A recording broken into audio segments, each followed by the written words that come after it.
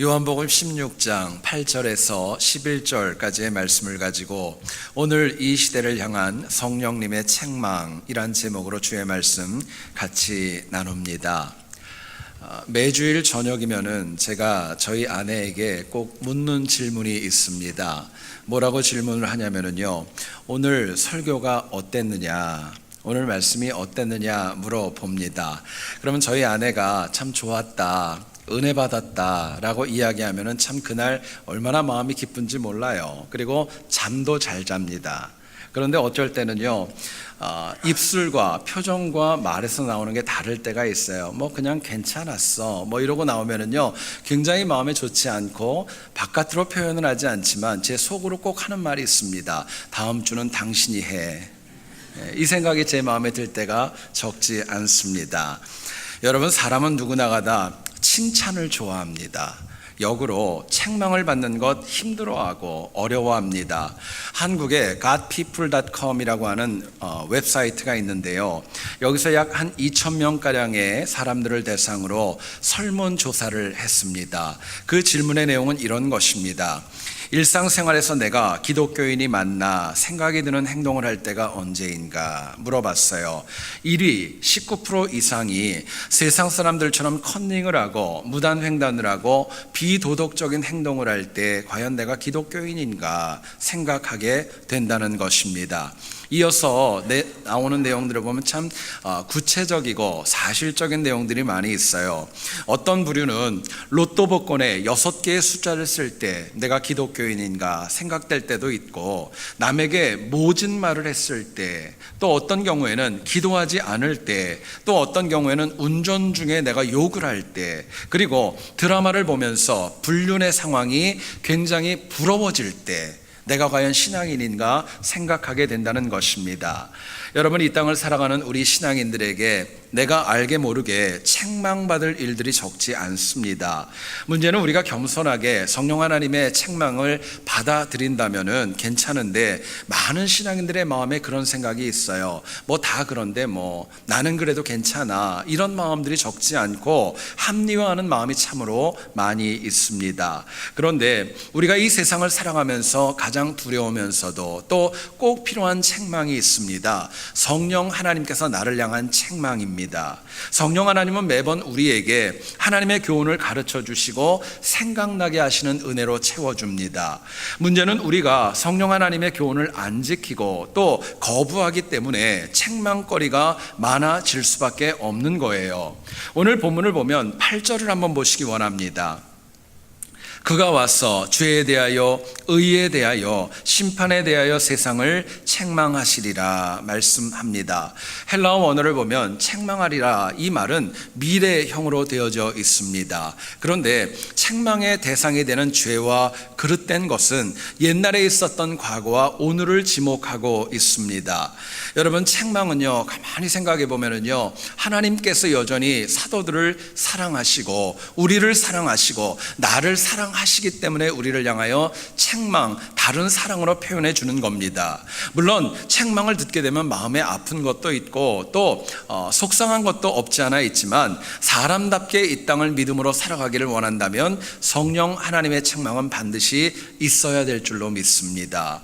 이유가 있다면 성령 하나님의 책망이 가장 온전하고 가장 정확하기 때문에 그렇습니다. 이민자로 우리가 이 땅을 살아갈 때 내 미래가 달라지기 위해서 반드시 고려해야 될 것이 있습니다. 뭐냐면은요, 나를 향한 성령 하나님의 책망을 내가 어떻게 받아들일 것인가, 이거를 거부할 것인가, 있는 그대로 받아들일 것인가에 따라서 내 미래가 달라질 수 있는 것입니다. 오늘 본문을 통하여서 성령 하나님께서 사도들은 물론이고 오늘 나를 책망하시는 내용이 무엇이고 또 그 내용에 걸맞게 내가 무엇을 개선해야 할지 본문이 주는 메시지를 같이 한번 나누어 보기를 원합니다. 첫 번째로 생각할 것은요, 성령 하나님께서는 우리의 불신, 믿음 없다는 것을 책망하십니다. 9절을 보시기 원합니다. 죄에 대하여라 함은 그들이 나를 믿지 아니하며 라고 이야기합니다. 보혜사 성령 하나님께서 이 땅에 오시면 그 모든 사람들을 향하여서 책망하시는 첫 번째 이유는 불신, 믿음이 없다는 것입니다. 당시 유대인들은 이 땅에 오신 예수님을 불신했고 믿으려고 하지 않았습니다. 주님께서는 구약의 말씀 그대로 동정녀의 몸을 통해 이 땅에 오셨고, 또 더 나아가서는 베들레헴에서 태어나셨고, 또 나귀 새끼를 통하여서 예루살렘에 입성하시면서 구약의 말씀에 맞게끔 이 땅의 사역을 감당하셨습니다. 이처럼 예수님께서 말씀대로 오셔서 사역하셨지만 유대인들은 오히려 자신들이 가지고 있는 율법이라는 그 고정관념을 가지고 주님의 사역을 핍박하고 반대했던 겁니다. 율법을 오용하였고 또 그릇 판단함으로 인하여서 예수님을 십자가의 죽음으로 몰아갔고, 더 나아가서는 주님을 박해하고 죽이는 것이 이것이 마땅한 것이고 선한 것이고 하나님을 위하여 꼭 필요한 일이라고 여길 정도로 그들의 마음은 강팍했던 것입니다. 여러분, 결국 가만히 보면 당시 유대인들은 율법에 대한 내용, 그 편견과 고정관념을 가지고 말씀대로 오신 주님을 박해하는 모순적인 모습을 보여주었던 것입니다. 그런데 오늘 우리를 보면 유대인들이 율법에 빠져가지고 불신에 이른 것을 비판하면서 사실 우리의 모습을 보면은 더 악한 세상에 빠지고 불신과 믿음 없음으로 인하여서 정말 하나님의 책망 가운데 빠질 때가 더 많이 있습니다. 여러분, 믿음은요, 주시는 것 그대로 받아들이는 것입니다. 믿음은 주님 앞에 온전히 의탁하는 거예요. 문제는 우리가 불신으로 살아가기 때문에 상처와 시험이 있고, 더 나아가서는 영적인 이탈을 함에도 불구하고 아무런 가책과 어려움도 느끼지 못하고 살아가는 것입니다. 여러분, 우리의 믿음이 하나님을 향하여 온전하지 못하기 때문에 때로는 우리가 말씀을 들어도 은혜 없습니다. 기도하지 않습니다. 더 나아가서는 생색을 내며 봉사하려는 마음도 없지 않아 우리 안에 있을 때가 있어요. 심지어는 믿음과 멀리 살아가면서도 나는 정말 예수 잘 믿는다고 하는 자기 의로움에 빠지는 경우도 우리가 얼마나 많이 보는지 모릅니다. 그러나 훗날 예수님께서 재림하실 때 누가복음 18장 8절에서 이렇게 말씀하십니다. 인자가 올 때 세상에서 믿음을 보겠느냐 한탄하시며 말씀합니다. 그만큼 주님이 재림하실 때 우리는 믿음이 있다고 얘기하지만 하나님 보시기에 합당한 믿음을 가진 영혼은 많지 않다라는 거예요. 그렇기 때문에 지금 내 믿음이 하나님을 향하여 어떤 상태인가 따라서 내가 하나님께 받는 칭찬이 있을 수도 있고 책망으로 떨어질 수도 있는 것입니다. 여러분, 그렇기 때문에 불신의 책망은 이겨야 됩니다. 이를 위해 저는 여러분들이 나를 구원하신 예수 그리스도, 내 인생의 주인 되신 주님을 온전히 믿으며 나아갈 수 있기를 소원합니다. 여러분, 여기서 믿음이라는 건 딴 거 아니에요. 주님께서 우리에게 말씀하신 것 받아들이는 겁니다. 그리고 그 말씀 그대로 행함으로 인하여서 하나님 주시는 열매까지 누리는 것, 그 모든 것을 통틀어 가지고 믿음이라고 저희들에게 말씀합니다. 당시 유대인들은 주님의 말씀을 들으려고 하지 않았어요. 주님처럼 살려고 하지 않았습니다. 그러나 성령 하나님을 체험한 이후에는 사도들은 물론이고 많은 유대인들이 주님의 말씀을 들었고 성령님의 음성을 들었고 그 말씀대로 행함으로 인하여서 많은 삶의 열매까지도 누려 나갈 수 있었던 것입니다. 여러분, 중요한 것은요, 힘들고 어려워도 말씀대로 행하려고 하는 것이 믿음이라고 성령님은 저희들에게 말씀하고 있습니다. 기도의 아버지라고 유명한 조지 뮬러를 여러분 아실 겁니다. 그분이 했던 유명한 말 가운데 이런 말이 있어요. 하나님의 일을 하기를 원한다면 1시간 기도하고 그 기도한 대로 4시간을 일해야 된다 이야기를 했습니다. 믿음은 그냥 맹목적으로 열정을 가지고 그냥 왔다 갔다 하는 거, 그거 믿음 아닙니다. 아무것도 하지 않으면서 내가 기도의 자리만 지키는 거, 그것도 사실은 믿음 아닙니다. 오히려 믿음은 하나님을 찾으면서 그분의 음성을 듣고 그 메시지를 가지고 이 땅 가운데 믿음으로 살아감으로 열매까지 맺어가는 것, 그것을 믿음이라고 저희들에게 말씀하는 거예요. 오늘 우리의 문제가 있습니다. 말씀이 없는 거 아닙니다. 듣지 않는 것도 아닙니다. 알고도 있습니다. 그런데 그대로 살아보려고 하지 않고 시도도 해보지 않고 안 된다고 저희들이 고사합니다. 더 나아가서는 하나님은 된다고 하는데 악한 세상과 내 자아와 변명과 핑계로 인하여서 못하겠다고 항변할 때도 적지 않습니다.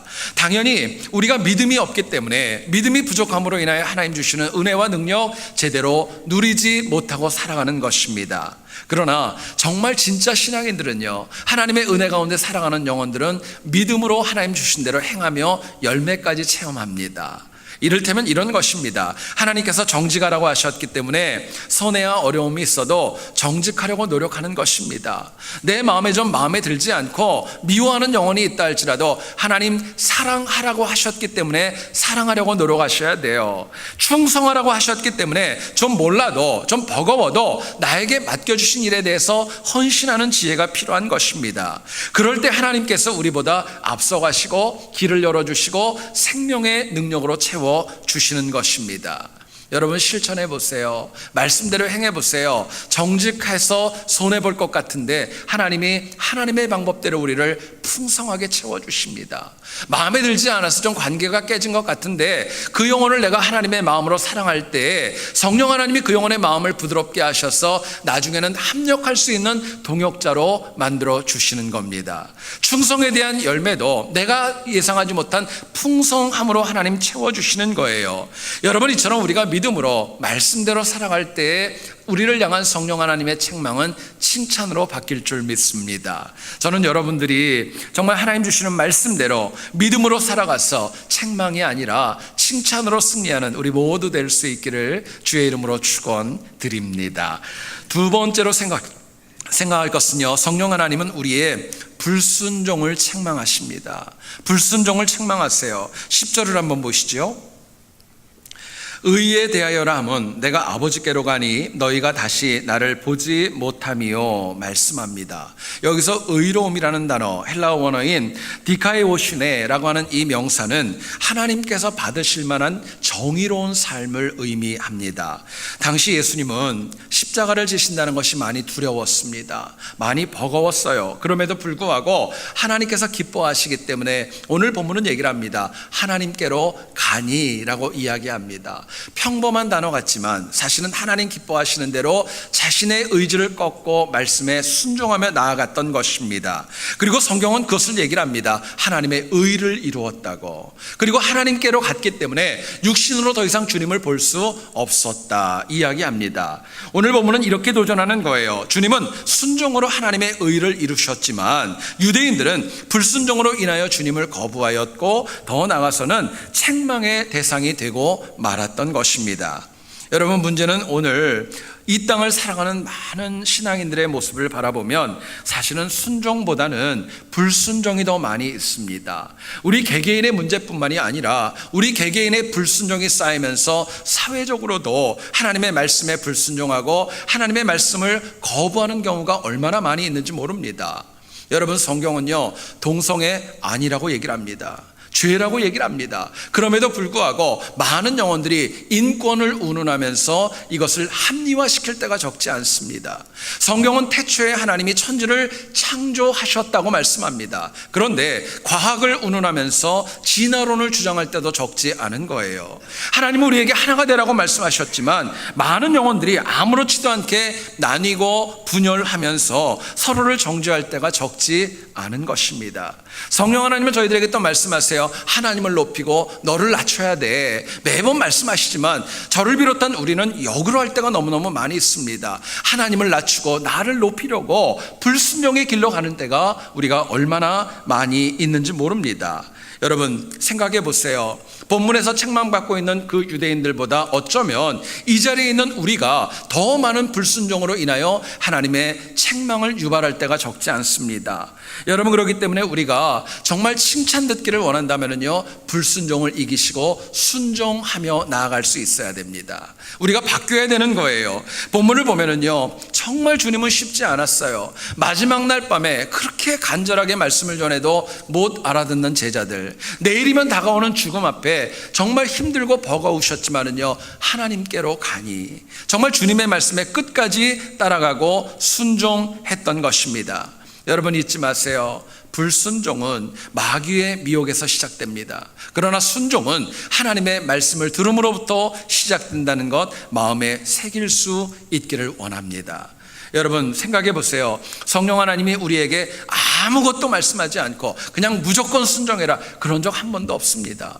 우리에게 말씀을 보여주십니다. 들려주세요. 우리의 마음을 감동하십니다. 그리고 그것을 기인하여서 말씀대로 순종하라고 저희들에게 말씀합니다. 여러분, 실제로 생각해 보세요. 아무것도 못 듣고 누가 순종할 수 있겠어요? 말씀이 없는데, 감동이 없는데 어떻게 순종할 수 있겠어요? 성령 하나님은 저희들에게 때마다 일마다 해야 될 것, 하지 말아야 될 것 구분하십니다. 그리고 내가 하기로, 순종하기로 결단하면은요, 하나님께서 먼저 앞서가십니다. 길을 열어주세요. 장애물들을 제거하시고 놀라운 우리의 인생의 열매를 예비해 주시는 겁니다. 여러분, 사도 바울이 3번의 선교 여행을 마친 다음에 예루살렘에 올라갈 계획이 있었죠. 많은 영혼들이 예루살렘에 올라가지 말라고 바울을 강력하게 만류했습니다. 어떤 분은 간곡한 눈물로 막기도 했고, 어떤 선지자는 만약에 당신이 올라가면 죽을 거야 이야기하면서 예언하면서 사도 바울을 막아섰습니다. 그러나 사도 바울은 여기에 굴하지 않았고 정말 자신의 고백과 자신의 신앙을 사도행전 20장 24절에서 이렇게 고백합니다. 내가 달려갈 길과 주 예수께 받은 사명, 곧 하나님의 은혜의 복음을 증언하는 일을 마치려 하면은 나의 생명조차 조금도 귀한 것으로 여기지 아니하노라. 바울이 고백합니다. 주변의 만류보다 성령 하나님의 음성에 더 많이 순종함으로 인하여서 결국에는요, 많은 열매를 맺어갈 수 있었던 겁니다. 물론 예루살렘에 올라가서 고생도 했어요. 매도 맞았고 죽을 위기도 있었지만 하나님 앞에 끝까지 순종한 바울에게 로마로 그 발걸음을 인도하셨고 역사를 바꾸는 주인공으로 바울을 힘있게 사용해 주셨던 것입니다. 여러분, 순종이라는 단어를 참 많이 들으셨을 거예요. 그런데 이 순종은요, 과거형 단어 아닙니다. 미래형 단어도 아닙니다. 순종은요, 현재형입니다. 옛날에 순종했다, 이거 중요한 거 아니에요. 앞으로 할 거다, 이게 중요한 게 아니라 지금 순종하라고 말씀합니다. 그럴 때 하나님께서 하나님의 시간에, 하나님의 방법대로 하나님의 사람들을 붙이셔서 우리의 인생을 칭찬으로 이끌어 주실 줄을 믿습니다. 여러분, 성경은 분명히 얘기를 합니다. 하나님께서 순종을 제사보다도 기뻐하신대요. 예배 드리는 것도 중요하지만 우리의 매번의 삶 가운데 하나님 앞에 순종하는 것, 그것을 더 기뻐하시고 칭찬하시겠다고 말씀합니다. 저는 한 주간의 삶 동안에 하나님 앞에 섰을 때 정말 우리가 책망보다는 칭찬받기 위해서 순종하는 하루하루 될 수 있기를 다시 한번 주님의 이름으로 축원드립니다. 오늘은 한 가지 더 하겠습니다. 우리 교인들은 제가 2번째만 하기 때문에 3번째 하면 좀 놀라시는데요, 오늘은 한 가지 더 합니다. 3번째입니다. 성령 하나님은 우리의 담대하지 못함을 책망합니다. 우리가 두려워하는 것 책망한다는 거예요. 11절을 보시죠. 심판에 대하여라 함은 이 세상 임금이 심판을 받았음이라 말씀을 합니다. 여러분, 여기서 중요한 단어가 있습니다. 세상의 임금이 과연 누구일까? 우리가 궁금하게 여겨줍니다. 에베소 2장 2절은 이렇게 얘기를 합니다. 세상 임금을 공중 권세 잡은 자, 불순종의 아들들 가운데 역사하는 영이라고 저희들에게 말씀합니다. 악한 마귀를 뜻하는 거예요. 심판을 받았다, 이 단어를 헬라어 원어를 보면은요, 문법적으로 완료형입니다. 이미 심판이 끝났다는 거예요. 예수 그리스도께서 초림하고 이 땅에 오심으로 인하여서 이미 모든 악한 전쟁은 승리가 예정되어져 있다는 것, 이미 끝났다는 것, 그거 말씀하신 거예요. 그런데 당시 유대인들과 사도들은요, 여전히 세상을 두려워했고 담대하지 못했고 자꾸 영적으로 넘어졌던 것입니다. 바로 이것이 성령 하나님께서 책망해야 될 대상이라고 말씀을 하셨던 것입니다. 여러분, 우리도 마찬가지입니다. 내가 하나님 앞에 책망이 아니라 칭찬을 듣기를 원한다면요, 두려움과 담대하지 못함 이기고 담대할 수 있기를 원합니다. 믿음 가운데 담대하셔야 돼요. 여러분, 여기서 세상의 임금이 심판을 받았다, 이미 승리했다, 이 단어는 2000년 전의 얘기만이 아니라 오늘 우리에게도 동일하게 유효한 하나님의 말씀인 것입니다. 그럼에도 불구하고요, 우리는 참 겁도 많고 또 두려움도 많이 있고 담대하지 못하게 알게 모르게 세상에 넘어지고 정말 무너질 때가 얼마나 많이 있는지 모릅니다. 저희 어머니께서는 참 겁이 좀 많으신 편이세요. 그리고 저희 어머니는 뭘 하시면 잘 놀래시는 편입니다. 그렇기 때문에 믿지 않았을 때 저희 어머님 아버님이 교회에 나가시기 전에는 제사를 드리게 되면은요, 꼭 제사 드리고 남는 그 밥, 정말 귀신에게 드렸던 그 밥을 꼭 물에 말아가지고 저희 어머님이 그거를 꼭 열심히 챙겨 드셨습니다. 이유가 뭐냐면은요, 제사 드려본 분들은 아마 알지도 모르겠어요. 이 제사밥을 물에 말아서 먹으면은요, 두려움을 이길 수 있대요. 겁도 좀 줄어든다는 거, 그런 속설이 있습니다. 참고로 이런 거는 절대 시험해 보면 안 됩니다. 이런 거는 거짓말이에요. 제가 왜 거짓말이라고 얘기를 하냐면요, 저희 어머님이 겁이 많아가지고 그거를 드시면은 좀 나아지셔야 되는데요, 매년 제사할 때마다 그거 독차지하는 게 저희 어머니셨어요. 여러분, 그게 효과 있었다는 거예요? 없었다는 거예요? 아무 효과 없었다는 거예요. 그게 사실은 세상 것입니다. 그런데 주님은요, 요한복음 16장 33절에서 얘기를 합니다. 너희가 환난을 당하나 담대하라, 내가 세상을 이기었노라. 주님 말씀하세요. 문제는 우리가 이 말씀을 알면서도 여전히 세상적인 두려움, 세상적인 걱정에 우리의 마음이 빼앗겨서 책망의 거리로 나아갈 때가 적지 않은 것입니다. 여러분, 담대함은요, 내가 결단한다고 주어지는 거 아닙니다. 내가 각오한다고 주어지는 것도 아닙니다. 담대함은요, 내가 하나님 말씀으로 무장되어지고 말씀으로 무장되어져서 악한 마귀를 대적할 때, 그때 하나님이 우리에게 주시는 영적인 은사입니다. 여러분, 야고보서 4장 7절은 얘기해요. 마귀를 대적하라, 그리하면 너희를 피하리라 말씀합니다. 상식적으로 생각해 보세요. 어떻게 연약한 인간이 악한 마귀를 대적할 수 있겠어요? 더 나아가서는요, 왜 마귀가 넘어뜨려야 될 연약한 인간을 왜 피하고 도망가겠습니까? 있을 수 없는 얘기죠. 그런데 여러분, 말씀의 능력이 있다는 거예요. 예수님이 3번의 시험을 받으실 때에도 무엇으로 이겼습니까? 주님도 살아 역사하고 좌우의 날선 어떤 것보다도 예리한 하나님의 말씀을 가지고 악한 마귀의 미혹과 시험을 이겨 나가셨던 겁니다. 결국 마귀가 아무리 강해 보여도 말씀의 전신갑주로 무장되어진 영혼은 절대로 이길 수 없다고 말씀하는 거예요. 선교사님 가운데 데이빗 브레너드라는 분이 있습니다. 이분은 미국에서 있는 네티브 아메리칸들, 소위 인디언 선교를 위해서 평생을 수고했던 젊은 선교사님이셨습니다. 여러분 아시는 대로 네티브 아메리칸들이 있었고, 백인들이 이 땅을 차지함으로 인하여서 그들이 당했던 박해와 땅을 빼앗김으로 인한 억울함 때문에 인디언들은 백인들을 받아들이는데 굉장히 적대적이었고 반대가 많이 있었다고 합니다. 그럼에도 불구하고 그 인디언들을 향해 복음을 증거할 때 이 데이빗 브레너드의 당하는 박해와 그 어려움과 상처는 너무너무 많았고 힘이 들었습니다. 그럼에도 불구하고 열심히 사역을 했고, 그럼에도 불구하고 과로와 풍토병으로 인해서 나이가 27살의 청년이 사역을 하다가 순교로 이 땅의 삶을 다했던 것입니다. 그렇게 유명하지 않았었는데요, 이분이 사역을 하면서 남겼던 일기가 책으로 소개되어지고 많이 알려지면서 많은 신앙인들에게 큰 도움을 주는 그런 역할을 감당하게 됩니다. 그 일기 가운데 이런 내용이 있습니다. 잘 들어보세요. 아무리 힘들어도 하나님과 함께하면 천국입니다. 아무리 즐거워도 하나님이 없다면 그곳은 지옥이 됩니다. 하나님께서 동행하지 않으면 그 어떤 고생과 즐거운 모든 것이 다 헛된 것입니다. 사역이 비록 힘들고 어려워도 언제나 하나님께서 나와 함께 하셨기에 나는 기쁘고 승리할 수 있었습니다. 이야기를 했어요. 여러분, 이 데이빗 브레너드 선교사님께서 신뢰했던 그 하나님이 바로 우리의 하나님이신 줄을 믿습니다. 동일한 하나님이세요. 문제는 이 동일한 하나님께서 데이빗 브레너드 선교사님은 칭찬하시고 인정해 주셨지만 우리를 책망하시는 이유가 있습니다. 저를 비롯한 우리 모두가 때로는 말씀으로 무장되어져 있지 않았기 때문에 두려움으로 인하여 자주 넘어지는 것, 그게 문제였던 것입니다. 여러분, 우리가 부족해도요, 말씀으로 무장되면은요, 영적인 전쟁에서 백전백승할 줄을 믿습니다.